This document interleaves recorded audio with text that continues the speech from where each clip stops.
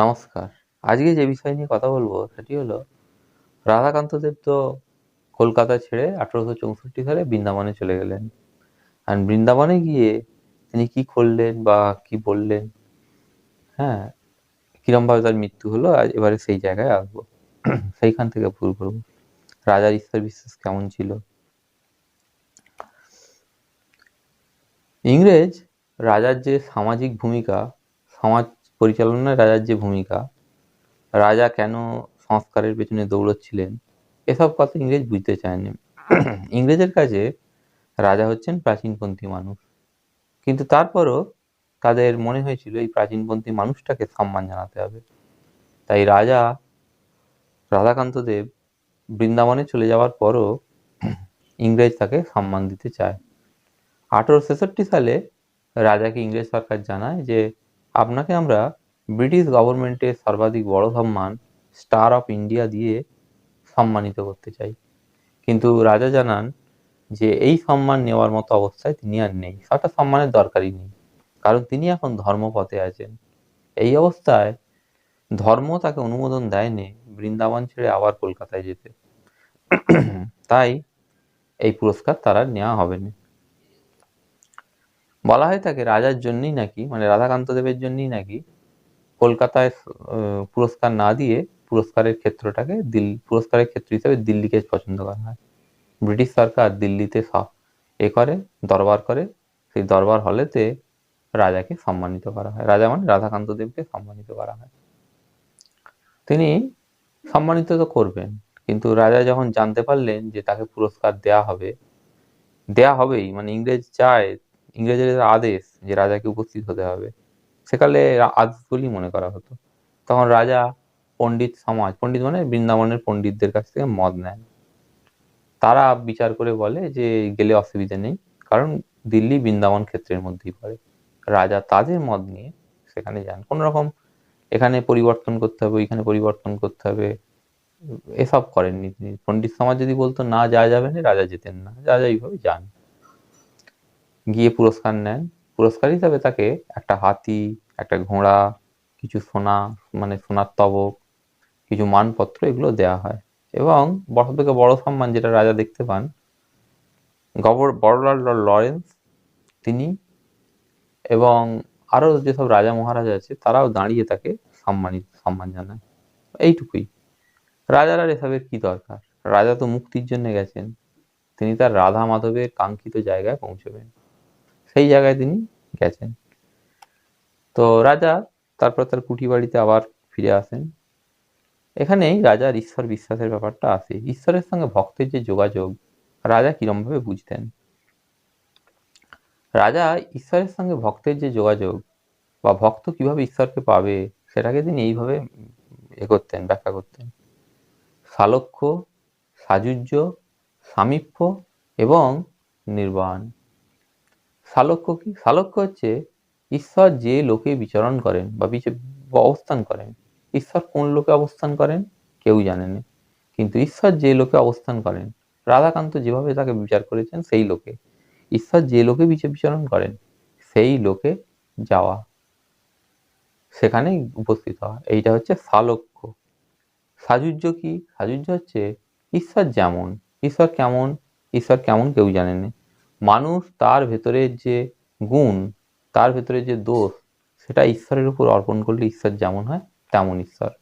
রাধাকান্তের কাছে ঈশ্বর রাধা মাধব হচ্ছে এক প্রেম ভালোবাসার মূর্ত প্রতীক, তার রাধা মাধব। তো তিনি, তার কাছে ঈশ্বরটা এইরকম। তো সেই ঈশ্বর তার সমান হওয়া, এটা হচ্ছে সাযুজ্য।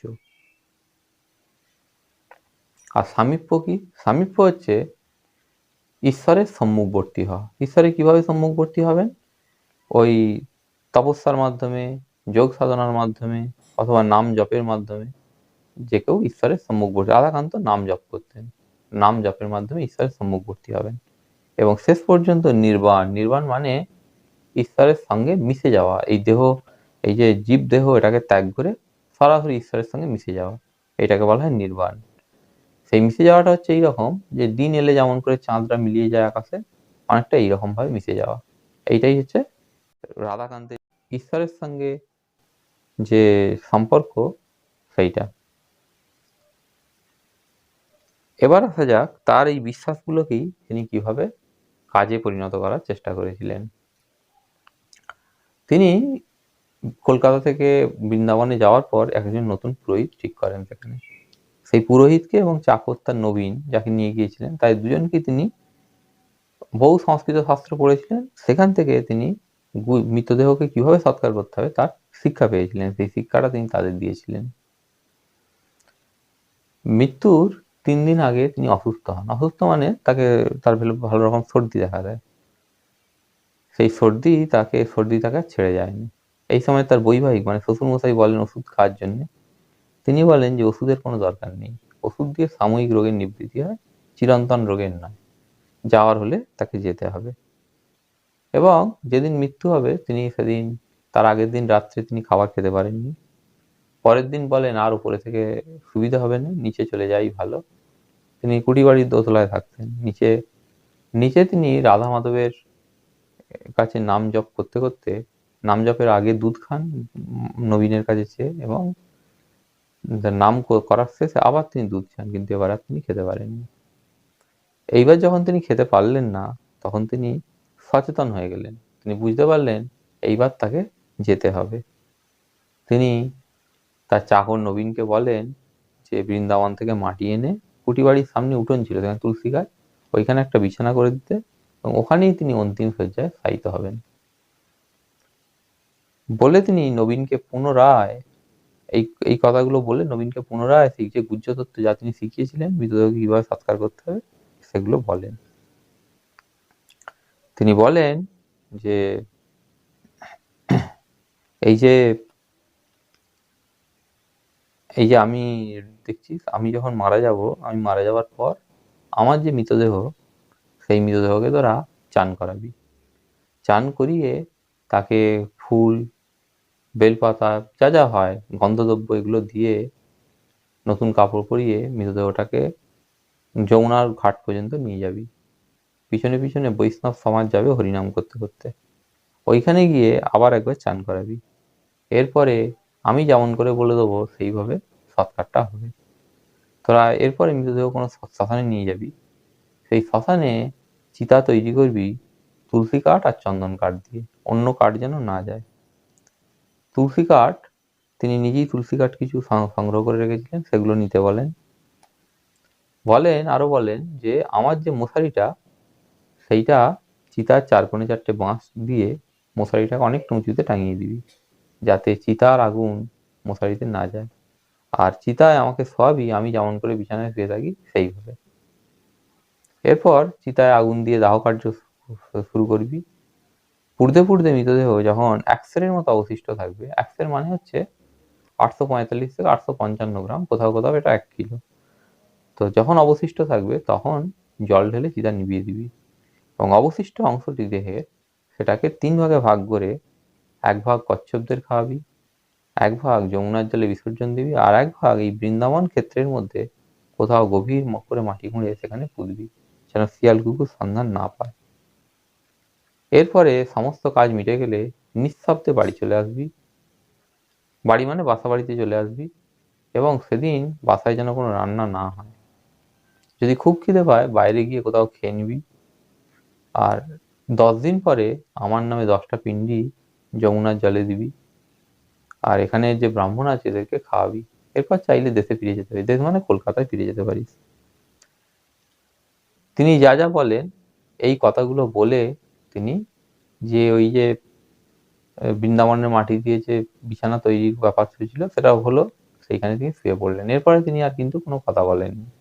এইখানেই নাম জপ করতে করতে ঘন্টা 2 পরে তিনি মারা যান। বলা যেতে পারে তিনি দেহত্যাগ করেন। তার মুখে সুন্দর একটা হাসি তখন ছিল, দেখে বোঝা যাবে না যে তিনি কষ্টের মধ্যে বা তিনি কোনো দুঃখ পেয়েছেন। তিনি এক জীবনমুক্ত পুরুষ। তিনি তার কাঙ্ক্ষিত যে ভগবান তার কাছেই তিনি গেলেন। সেকালে এই মৃত্যুটা হওয়ার পর মানে মৃত্যুর খবর ছড়ানোর পর বৃন্দাবনের কুঞ্জে কুঞ্জে বিভিন্ন বাসাগুলো থেকে হরিধ্বনি ওঠে একবার। তো কাগজগুলো জানতে পারে যে বর্ণময় চরিত্র, বিতর্কিত চরিত্র বা সমাজপতি রাধাকান্ত শেষ নিঃশ্বাস ত্যাগ করেছেন। কাগজগুলো এক একজন এক এক রকম ভাবে লেখে। কেউ বলে শেষ ক্যাথলিক হিন্দু মারা গেলেন। ক্যাথলিক তো খ্রিস্টানদের বলে, রাধাকান্তের ক্ষেত্রে ক্যাথলিক কেন? ক্যাথলিক এই কারণে যে তিনি সংস্কার, হিন্দুর যে সংস্কার সেগুলোকে তিনি অক্ষরে অক্ষরে মানার চেষ্টা করেছেন, তাই তাকে ক্যাথলিক হিন্দু বলা হচ্ছে। কেউ বললেন আদর্শ সংস্কার, আদর্শ মৃত্যু। এমন ভাবে কজন হিন্দু মারে? হিন্দুরা তো মারা গেলে তাকে লোকে নিয়ে গিয়ে চিতায় পুড়িয়ে দেয়। এত কিছুর কে করতে পারে? রাধাকান্ত করেছেন, তাই রাধাকান্ত হচ্ছেন শেষ সংস্কার, শেষ হিন্দু। তো এইভাবে ব্যাখ্যা হয় এবং খবরটা কিছুদিনের মধ্যেই কলকাতাতেও আসে। কলকাতাতে বিভিন্ন স্মরণ সভা হয়। একটাই স্মরণ সভা, তাতে বহু ব্যক্তি মতামত দেন। মানে ইংরেজ মতামত দেয় রাধাকান্ত নিয়ে এদেশের লোক মতামত দেয়। ওই যে ডিরোজিওর শিষ্য হিসাবে যারা পরিচিত ছিল, যেমন কৃষ্ণমোহন বন্দ্যোপাধ্যায়, ততদিনে সে খ্রিস্টান হয়েছে ব্যক্তি, রেভারেন্ড কৃষ্ণমোহন বন্দ্যোপাধ্যায়, সেও বক্তৃতা দেয়। এরকম ভাবে যতজন আছে সবাই বক্তৃতা দেয়। এখন রাজা তো মারা গেলেন, রাজার সম্পর্কে আরো কিছু বলার থাকে। এই যে ব্যক্তি, এই ব্যক্তি রাধাকান্ত যখন সমাজপতি, তখনও তার কোনো শত্রু ছিল না, মৃত্যুকালেও তার কোনো শত্রু ছিল না। যাদের যাদের যেভাবে তিনি বিরোধিতা করেছিলেন, তারা সকলেই শেষ পর্যন্ত তার পক্ষ নিয়েই, বেঁচে থাকলে তার পক্ষ নিয়েই কথা বলেছিল। অল্প মৃদু সমালোচনা থাকতে পারে, তার পক্ষ নিয়ে কথা বলেছিলেন। সমালোচনা কাঙ্ক্ষিত, সমালোচনার কোনো মানে এমন নয় যে সমালোচনা হবে না, কারণ রাধাকান্ত একটা বিশ্বাস থেকে সবকিছুকে দেখতেন। ইংরেজ একভাবে বিচার করত, রাধাকান্তের কাছে ধর্ম, সমাজ এগুলো খুব বড় জিনিস ছিল। বাকি যারা উদারপন্থী, বাকি যারা ইংরেজের সঙ্গে মিশছে, তাদের কাছে এগুলোর কোনো বিশেষ গুরুত্ব ছিল না। ফলে সমালোচনা একটা হওয়ার কথাই ছিল, সেটা হয়েছিল। ধন্যবাদ, আজ এই পর্যন্ত। কালকে আসবো অন্য একটা ভিডিও নিয়ে।